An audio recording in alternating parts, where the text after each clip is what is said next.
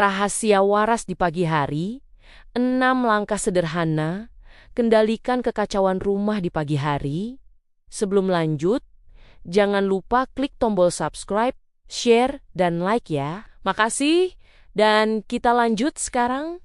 Halo Bu Ibu semua, semoga sehat dan bahagia terus ya. Pagi hari di rumah itu seringkali terasa seperti medan tempur mini, tempat klakson, tukang sayur, tangisan anak yang tidak mau sekolah, dan bunyi token listrik yang sekarat berkolaborasi menjadi musik latar yang bikin tensi darah langsung melonjak. Ibu pasti paham betul rasanya.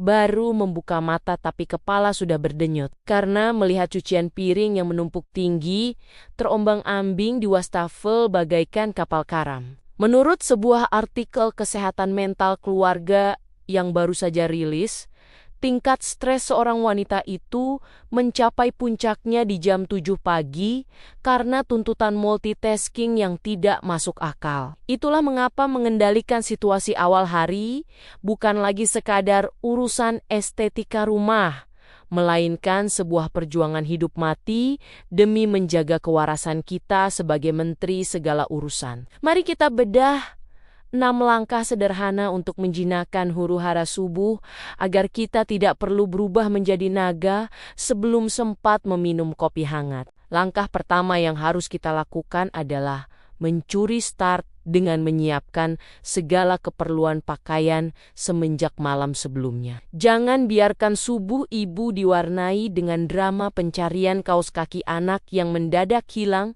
sebelah seolah-olah diculik oleh makhluk halus. Menyetrika seragam, menata tas sekolah, dan menyiapkan jilbab instan ibu di malam hari akan memangkas waktu panik secara signifikan saat alarm berbunyi. Bayangkan betapa indahnya pagi hari ketika ibu tinggal mengambil baju yang sudah rapi tanpa perlu olahraga jantung, mencari sabuk pramuka di bawah kolong tempat tidur. Persiapan malam hari adalah kunci utama penentu kedamaian batin kita sebelum matahari terbit menyapa bumi. Poin kedua yang wajib diterapkan adalah melakukan persiapan bahan masakan atau metode food prep yang sangat membantu menghemat waktu dapur. Ibu tidak perlu menjadi koki restoran bintang 5 yang memotong bawang dengan kecepatan cahaya di jam 5 pagi. Cukup kupas, potong, dan simpan sayuran serta bumbu di dalam wadah tertutup pada akhir pekan agar saat pagi tiba, ibu tinggal cemplung-cemplung saja ke dalam wajan. Memasak dalam kondisi mengantuk sambil memikirkan menu yang belum pasti itu adalah resep rahasia untuk membuat masakan jadi keasinan.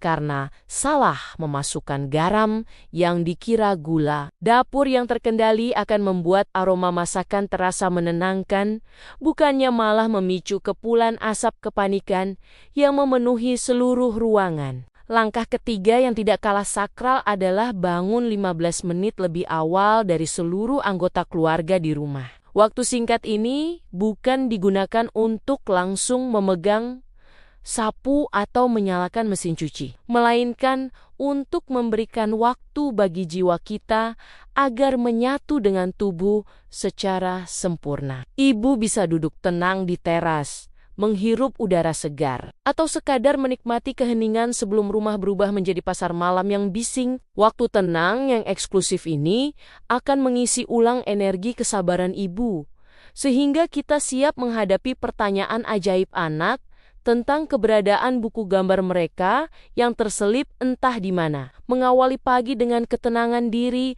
adalah benteng pertahanan terbaik melawan segala jenis provokasi keributan rumah tangga. Cara keempat adalah membuat aturan tegas mengenai pembagian tugas sederhana kepada suami dan anak-anak sesuai kemampuan mereka. Ibu itu adalah seorang manajer rumah tangga yang bijaksana, bukan seorang pelayan hotel bintang 5 yang harus melayani semua kebutuhan tamu tanpa henti. Berikan tugas mudah seperti merapikan tempat tidur sendiri bagi anak atau meminta suami untuk memastikan air minum di meja sudah terisi penuh. Jangan sampai ibu sibuk menggoreng ayam sambil kaki kiri mengepel lantai dan tangan kanan memakaikan minyak rambut ke kepala anak yang terus bergerak. Melibatkan seluruh penghuni rumah akan menumbuhkan rasa tanggung jawab sekaligus mengurangi beban kerja fisik yang bisa membuat punggung kita terasa encok. Langkah kelima yang sangat ampuh adalah mengabaikan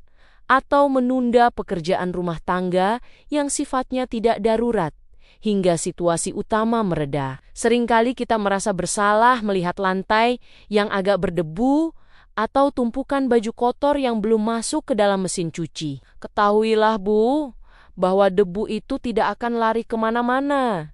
Dan mereka akan dengan setia menunggu ibu menyentuhnya nanti siang setelah rumah sudah sepi. Memaksakan semua pekerjaan selesai dalam satu waktu hanya akan membuat kita gampang marah dan melampiaskannya pada bekal sekolah anak yang bentuknya jadi tidak karuan. Fokuslah pada hal-hal yang menunjang keberangkatan aktivitas keluarga terlebih dahulu agar semua orang bisa keluar rumah dengan senyuman. Poin keenam sebagai pelengkap adalah menciptakan rutinitas sarapan yang praktis dan tidak merepotkan proses pencucian piring pasca makan. Ibu tidak perlu memaksakan diri membuat nasi uduk lengkap dengan perkedel dan sambal goreng hati di hari Senin yang padat. Menu sederhana seperti roti bakar, sereal, atau nasi goreng mentega sudah lebih dari cukup untuk mengisi energi mereka hingga jam makan siang tiba. Sarapan yang ringkas berarti peralatan kotor yang dihasilkan juga sedikit,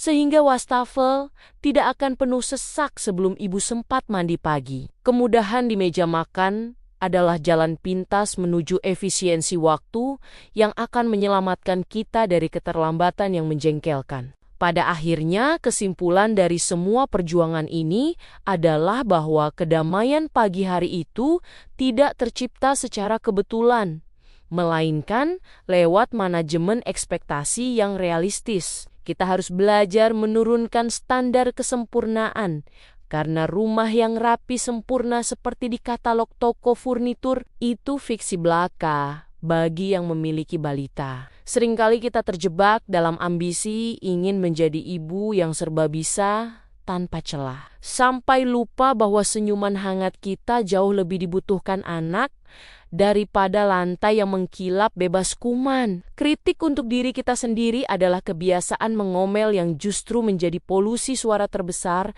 yang merusak suasana damai yang sedang kita bangun dengan susah payah. Ubahlah omelan menjadi instruksi yang jelas dan pelan agar energi kita tidak habis terbuang untuk hal-hal yang sia-sia. Mari kita bangun optimisme baru bahwa esok hari situasi Fajar di rumah pasti bisa berjalan dengan lebih anggun dan terkendali. Ibu adalah sosok hebat yang memegang kendali atas kebahagiaan seluruh anggota keluarga sejak mereka membuka mata pertama kali. Semangat terus untuk seluruh ibu rumah tangga yang sedang berjuang menaklukkan rutinitas harian dengan segala dinamikanya yang luar biasa. Jadikan setiap kekacauan kecil sebagai bumbu cerita yang akan kita tertawakan bersama teman-teman saat sesi arisan nanti. Semoga 6 langkah sederhana ini bisa menjadi panduan praktis yang membawa perubahan nyata bagi kenyamanan hidup dan kesehatan mental ibu di rumah. Demikian, terima kasih sudah dengerin cerita dan curhatku hari ini. Sampai ketemu di video-video berikutnya.